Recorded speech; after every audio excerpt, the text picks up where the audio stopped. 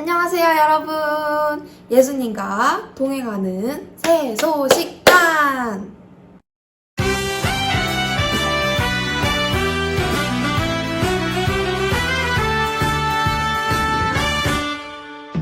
오라 새 소식반에 주님 너를 사랑하시네. 토요일에 친구 손잡고 와요. 우리들은 너를 환영해.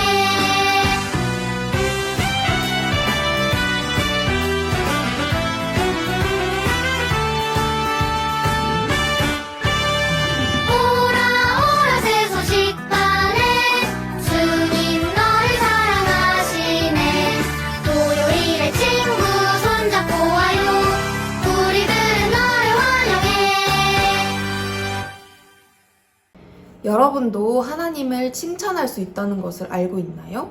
하나님을 칭찬하는 것을 찬양이라고 해요. 그 찬양을 노래로도 할 수 있고 기도로도 할 수 있는데, 하나님을 찬양하는 기도를 같이 해볼까요? 하나님은 저희가 드리는 찬양을 기뻐하십니다. 하나님은 저희가 드리는 찬양을 기뻐하십니다. 저희의 모든 것을 다하여 저의 모든 것을 다하여 하나님을 높여드립니다. 하나님을 높여드립니다. 예수님의 이름으로 기도합니다. 예수님의 이름으로 기도합니다. 아멘. 아멘. 오늘은 새로운 찬양을 할 건데요. 한번 들어볼까요?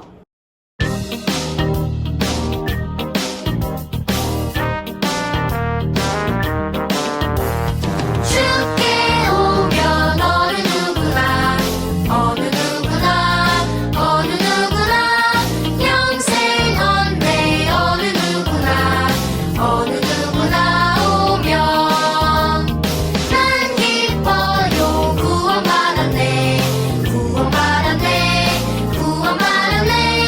난 기뻐요. 정말 기뻐요. 주 예수 죽어주신 것을 믿어요.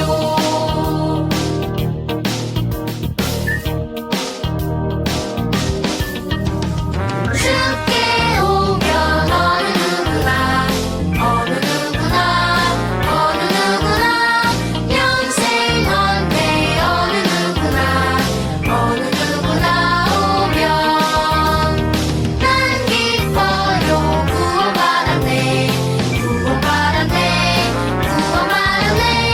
난 기뻐요. 정말 기뻐요. 주 예수 죽어주신 것을 믿어요.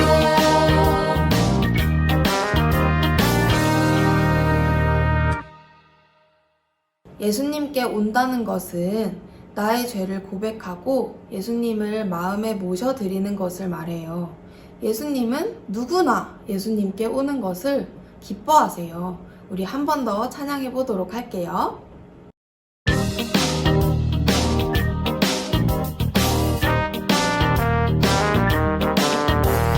주께 오면 어느 누구나 영생 얻네. 어느 누구나 오면 난 기뻐요. 구원 받았네. 난 기뻐요. 정말 기뻐요. 주 예수 죽어주신 것을 믿어요.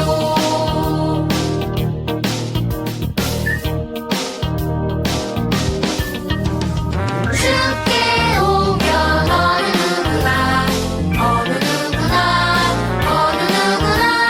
영생 얻네. 어느 누구나 오면 난 기뻐요. 구원 받았네. 난 기뻐요. 정말 기뻐요.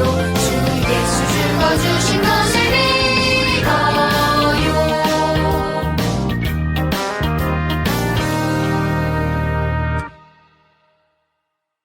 나의 죄를 고백하고 예수님을 마음에 모셔드리는 순간부터 우리는 영원한 생명을 얻어서 천국에서 살 수 있어요. 우리는 살아가면서 정말 많은 선택을 하게 되는데요. 그 중에서 가장 첫 번째로 생각해야 되는 선택이 있어요. 그것이 무엇일까요? 같이 하나님의 말씀 읽어봅시다. 하나님의 말씀. 요한복음 3장 16절 말씀. 아들을 믿는 자에게는 영생이 있고 아들에게 순종하지 아니하는 자는 하나님의 진노가 그 위에 머물러 있느니라. 요한복음 3장 36절 말씀. 아멘. 아들을 믿는 자는 영생이 있다고 했죠. 우리가 만약 마음에 예수님을 모셔드렸다면 그 사람에게는 영생이 있다는 뜻이에요. 그러나 예수님께 자기 죄를 고백하지 않고 예수님이 우리를 위해서 돌아가신 그 사랑을 믿지 않는 사람은 하나님의 진노가 그 위에 머물러 있대요. 다시 한번 읽어보도록 할게요. 하나님의 말씀. 요한복음 3장 36절 말씀. 아들을 믿는 자에게는 영생이 있고 아들에게 순종하지 아니하는 자는 하나님의 진노가 그 위에 머물러 있느니라. 요한복음 3장 36절 말씀. 아멘. 예수님을 통해서가 아니면 우리는 어떤 방법으로도 우리의 죄를 용서받을 수가 없어요. 그래서 죄를 용서받지 못한 사람은 지옥에서 영원히 그 죄에 대해서 형벌을 받아야 해요. 그럼 다시 한번 읽어볼까요? 하나님의 말씀. 요한복음 3장 36절 말씀. 아들을 믿는 자에게는 영생이 있고 아들에게 순종하지 아니하는 자는 하나님의 진노가 그 위에 머물러 있느니라. 요한복음 3장 36절 말씀. 아멘. 내 이름은 사울. 나는 예수 믿는 자를 체포할 수 있는 허가증을 가지고 있지. 나는 어떻게 사람들이 예수가 하나님 아들이며 예수가 실제로 죽었다가 다시 살아났다고 믿을 수 있는지 이해가 안 된다. 그렇게 믿는 자들은 말썽만 일으킬 뿐이야. 그들은 다 없어져야만 해. 사울은 지금의 터키 지역 다소라는 곳에서 태어났어요. 그는 유대인들에게 가장 존경을 받는 가말리엘 선생님한테 교육을 받았어요. 그리고 사울은 하나님의 율법을 가장 잘 지키며 사는 아주 모범생이었어요. 그러나 사울은 예수님을 믿는 그리스도인들을 박해하는데 앞장섰어요. 박해란 다른 사람을 말이나 행동으로 괴롭히는 것을 말해요. 사울은 예수님이 우리 죄 때문에 죽으시고 다시 살아나신 것을 믿지 않았기 때문에 자기가 그리스도인들을 박해하는 것이 옳다고 생각했어요. 여러분도 혹시 사울이 하는 행동이 옳다고 생각하나요? 사울처럼 혹시 남을 때리거나 괴롭힌 적 없나요? 이것은 하나님이 싫어하는 죄예요. 이것뿐만 아니라 친구에게 욕한다든지 또 거짓말한다든지 시비 걸고 놀리고 화내고 험담하는 것, 이런 모든 것은 다 하나님이 싫어하는 죄예요. 그런데 사람들은 생각과 말과 행동으로 수없이 많은 죄를 짓고 살아요. 여러분과 저도 예외가 아니에요. 이사야서 64장 6절 말씀에 보면 무릇 우리는 다 부정한 자 같아서 우리의 의는 다 더러운 옷 같으며 라고 말씀하셨어요. 여러분과 저는 좋은 일을 하며 살려고 노력해도 하나님께서 보시면 모두가 다 더러운 죄를 짓고 산다는 말씀이에요. 이렇게 하나님의 법을 어기며 죄를 짓고 사는 우리는 하나님의 도움을 받을 수가 없고 영원히 죄에 대한 형벌을 받아야만 해요. 사울은 자기가 죄를 짓고 있다는 사실도 모르고 예루살렘에 있는 그리스도인들을 박해하며 체포했어요. 사울은 다메섹에 가서도 그리스도인들을 체포하기 위해 허가증을 받았어요. 사울은 사람들과 함께 허가증을 들고 이제 다메섹으로 가고 있었어요. 다메섹에 거의 도착할 무렵이었어요. 갑자기 하늘에서 밝은 빛이 사울에게 비쳤어요. 그로 인해 사울은 눈이 보이지 않게 되고 땅에 엎드려졌어요. 그때 사울에게 음성이 들렸어요. 누가 말을 했을까요? 바로 예수님이 사울에게 나타나셨어요. 사울아, 사울아, 너가 어찌하여 나를 박해하느냐? 주님, 누구십니까? 나는 너가 박해하는 예수라. 예수님은 왜 사울에게 나타나셨을까요? 사울도 예수님을 믿고 죄 용서 받기 원하셨던 거예요. 예수님은 여러분도 십자가에 죽으시고 다시 살아나신 예수님을 믿고 구원받기 원하세요. 하나님 말씀 에베소서 1장 7절 말씀에 우리는 그리스도 안에서 그의 은혜의 풍성함을 따라 그의 피로 말미암아 속량 곧 죄의 사함을 받았느니라고 말씀하셨어요. 예수님이 십자가에서 흘리신 피가 우리 죄에 대한 빚을 다 갚으셨다는 말씀이에요. 십자가에 못 박혀 죽으시고 3일 만에 다시 살아나신 예수님을 많은 사람들이 보았고 그들은 예수님의 증인이 되었어요. 또 하나님께서는 예수님을 믿는 사람들을 괴롭히는 사울에게도 직접 보여주시고 사울이 다시 살아나신 예수님을 믿도록 하셨어요. 사울에게 나타나신 예수님은 또 사울에게 이렇게 말씀하셨어요. 너는 일어나 시내로 돌아가라. 내가 행할 것을 너에게 이를 자가 있느니라. 예수님의 음성을 들은 사울은 일어났지만 앞을 보지 못하고 다른 사람들의 부축을 받아서 시내에 들어가서 유다의 집에 머물렀어요. 사울은 유다의 집에서 3일 동안 음식도 먹지 않고 물도 마시지 않고 하나님께 기도했어요. 그때 예수님의 제자 중에 아나니아에게 예수님께서 환상으로 나타나셔서 말씀하셨어요. 아나니아야, 네, 주님. 가서 유다의 집에서 사울을 찾으라. 그가 기도하는 중이다. 주님, 사울은 예수님 믿는 사람을 많이 괴롭혔다고 들었습니다. 가라. 사울은 내 이름을 많은 사람들에게 전하기 위해 택한 나의 그릇이다. 아나니아는 예수님의 말씀을 듣고 순종했을까요? 여러분은 순종할 수 있어요? 그리스도인들을 많이 괴롭히고 죽이기까지 했던 사울에게 가기가 아마 많이 어려웠을지 몰라요.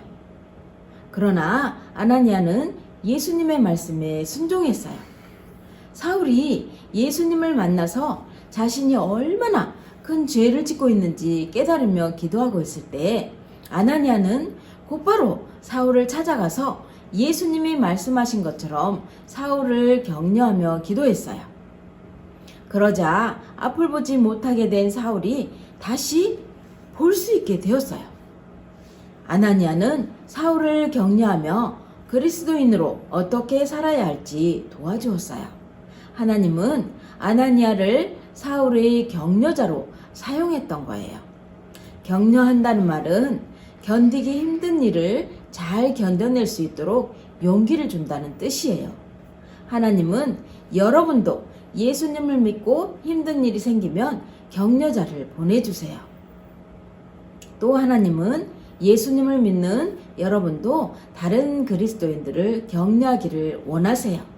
하나님의 말씀 로마서 5장 8절 말씀에 우리가 아직 죄인 되었을 때에 그리스도께서 우리를 위하여 죽으심으로 하나님께서 우리에 대한 자기의 사랑을 확증하셨느니라고 말씀하셨어요. 세상을 창조하시고 여러분과 저에게 생명을 주신 하나님은 우리 모두를 너무나 사랑하세요. 그래서 우리가 서로 격려하며 도와주며 사랑하며 살다가 하나님께서 계시는 하늘나라에서 하나님과 함께 영원히 살기를 원하세요. 하나님은 사울도 사랑하셔서 그에게 아나니아를 보내 격려하며 돕게 하셨어요. 3일이나 굶었던 사울은 다시 음식을 먹고 힘을 얻어 예수님을 전하기 시작했어요. 전에 예수님 믿는 사람들을 박해하던 사울이 이제 예수님이 하나님의 아들이심을 전하는 것을 보고 사람들이 깜짝 놀랐어요. 그렇지만 사울은 계속해서 예수님이 부활하신 사실을 증거했어요. 여러분도 예수님이 살아계심을 믿고 있나요? 로마서 10장 9절 말씀에는요. 네가 만일 네 입으로 예수를 주로 시인하며 또 하나님께서 그를 죽은 자 가운데서 살리신 것을 네 마음에 믿으면 구원을 받으리라고 말씀하셨어요. 이 말씀은 여러분이 예수님이 다시 살아나신 하나님의 아들이라 말하고 마음으로 믿으면 죄에서 구원하여 주시겠다는 하나님의 약속의 말씀이에요.